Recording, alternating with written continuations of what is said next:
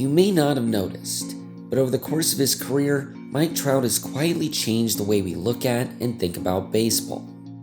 Over the past 12 years, Mike Trout has done just about everything there is to do in the game of baseball, winning 3 MVP awards, 8 Silver Sluggers, 9 All-Star appearances, and earning the title of Best Player in Baseball over the past decade.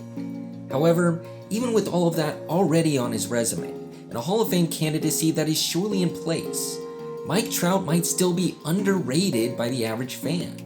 Not because they think he sucks or anything, but because they vastly underestimate the effect he's had on the game of baseball. Whether it's because of his less than flashy personality, his lack of playoff experience, or his recent run of injuries, it can be easy for some fans to think that Trout's impact is limited to only his baseball reference page. But when you look deeper into his career, a different picture starts to emerge. Not only has he been the best player of his generation by far, but he also helped to lead MLB out of one of its darkest moments, defined an entire era of the game, and also completely changed the way that we look at and evaluate players forever. Let me explain. The year was 2009, and MLB is at a very precarious crossroads. Not only was their longtime commissioner nearing the end of his 20-year tenure, but the league was scrambling to recover from one of his biggest blunders yet, a massive steroid scandal that destroyed the reputation of most of the league's biggest stars, led to a massive tidal wave of bad publicity for the league, and of course, left public trust in the sport at an all-time low. With attendance going down and TV ratings going the same direction, MLB needed to change things fast. What they needed more than anything was a brand new face to lead the league out of the rubble. Someone new, someone excited, someone who wasn't tainted by the steroid scandal, and most importantly, someone who could prove that you could perform at a godlike level without the need for performance-enhancing drugs. Enter Michael Nelson Trout. Taken 25th overall in the 2009 MLB draft, he wasn't well known by the general public when he was first selected, and even the scouts who studied him didn't really know whether or not his skills would translate at the big league level. But when he was called up for good in April of 2012, it became clear pretty quickly that Trout was exactly the kind of player that MLB was looking for. Not only was the 20-year-old putting up Mickey Mantle-type numbers right out of the gate, but he also served as a great contrast to the stereotypical superstars of the previous generation. Whereas they developed a reputation for being cocky and arrogant, Trout was humble and soft-spoken. Whereas a lot of them were dismissive of both the fans and the media, Trout was friendly and approachable. Whereas other superstars seemed like untouchable gods, Trout just seemed like a regular dude, albeit one that can hit 450-foot bombs and run at nearly 30 feet per second. Because of this, Trout was the perfect person to be the face of post-steroid MLB, and to his credit, he played the role beautifully.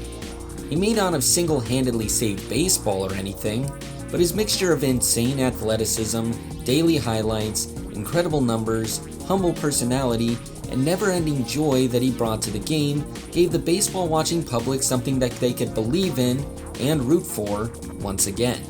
And as a result, I think he helped to bring back a lot of the fans who had previously been turned off by the scandals of the 2000s. And he also served as a bridge to the newest generation of superstars that are bringing new fans into the game today. And what's perhaps most impressive about all of this is that he was able to make this much of an impact while hardly being marketed at all by MLB itself. In fact, it's become a meme at this point how MLB has failed to market their biggest stars in recent years. So for Trout to leave this much of a mark on the game and its fans is truly a testament to just how dominant he has been over the past decade. Speaking of which, they say that one of the best measures of greatness in sports is whether or not they can tell the story of the game without you. And in the case of Mike Trout, you cannot tell the story of the 2010s without mentioning his name. In fact, he's been so good for so long now that I think sometimes we take it for granted. So let's put things into historical perspective for a second. Prior to the 2020 season, Craig Edwards at Fangraphs put out an article attempting to compare Trout's first decade of his career to the best decades of years past. To do so, he compiled the F-WAR leaderboards across every 10-year stretch in the game's history, and what he found was fascinating. From his first full season in 2012 to the end of the 2021 season, Mike Trout put up 75.3 F/WAR. To date, he is one of just 22 players to record over 70 wins above replacement in a 10-year span. And among that group, that 75.3 peak number reeks 17th, which doesn't seem all that impressive until you realize two things. First, only 4 players above him played after 1970. Barry Bonds, Mike Schmidt, Alex Rodriguez, and Albert Pujols. To put up these kinds of numbers in today's MLB, with triple-digit fastballs, lab-created breaking balls, and no chemical help, is beyond impressive. Second, that 10-year span includes both the shortened 2020 season and the calf strain from hell in 2021. In both of those seasons, he was on his typical 8 to 10 win pace, but he was only able to record 4.8 wins total in just 89 games. If he had had a normal season in just one of those years, he very likely could have crossed the 80-win barrier, which would have put him 9th on the list behind Mickey Mantle. Of course, that number doesn't hold a candle to Babe Ruth, who once put up almost 110 F/WAR in a 10-year stretch. But hey, that's what happens when you're Babe Ruth and the guys you play against are plumbers in the off-season. For the purposes of my comments section, that was a joke. The other interesting thing that Edwards found in his piece was just how many decades Trout has been leading the WAR parade. From 2008 to 2017, Mike Trout had more F/WAR than anybody, which is especially insane given that he only had 6 full seasons in that period. And in every 10-year stretch since then, Trout has continued to lead the way. If he continues this pace in 2022, which it seems like he will, 2013 to 2022 will be the 6th separate decade that he has led the WAR leaderboard, matching him with Ty Cobb and Honest Wagner in that regard. After that, it's Schmidt and Musial at 8 decades apiece, Mays with 9, Ruth with 10, and Bonds at a whopping 13. And barring the steep drop-off in the years to come, it's safe to say that Trout will have a good shot at least 2nd place before his career is over, which is a testament to just how dominant he has been through the first half of his career. If it wasn't clear already, Mike Trout is the defining talent of the 2010s, and it's not particularly close. When the story gets written about this era of the game, there's no doubt in my mind that there will be a picture of Mike Trout robbing a home run on the front cover, and we'll be talking about his accomplishments for many decades to come. And it's not even just about his stats either. It's also about how he has helped to change what stats we actually use. Looking back on it now, the 2012 AL MVP race will likely go down as one of the greatest and most influential in baseball history.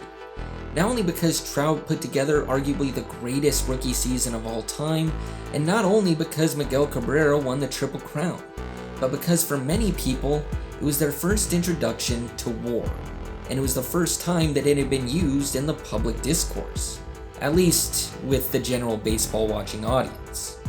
At that point, WAR and similar value stats had been around for decades, but almost solely around sabermetric circles.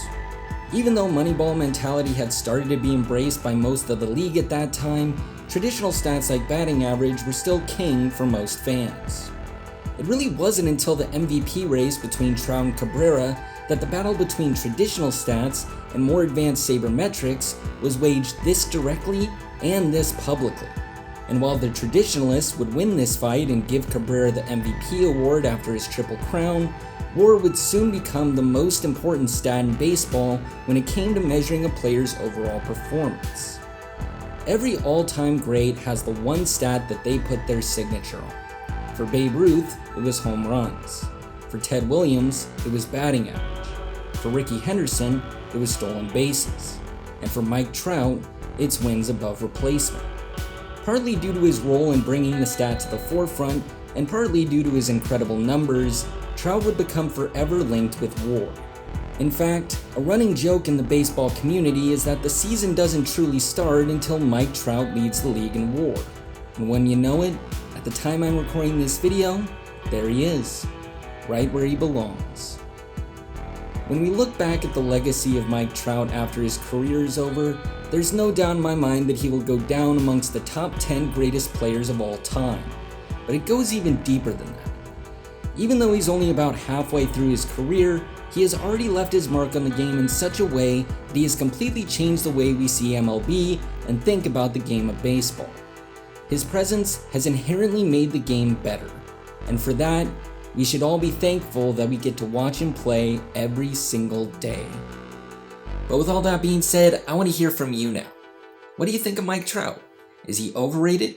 Underrated? Is he the GOAT? Where does he stand on your all-time list? Let me know in the comment section down below. And while you're down there, be sure to like, subscribe, and hit the notification bell so that you don't miss any of our uploads coming up. Thank you so much for watching, and we'll see you next time.